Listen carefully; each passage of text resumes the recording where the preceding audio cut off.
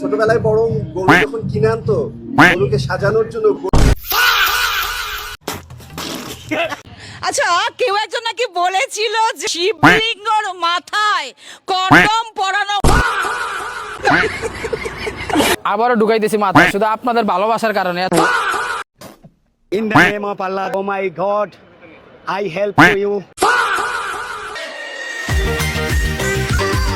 Quack, quack, quack, quack, quack, quack.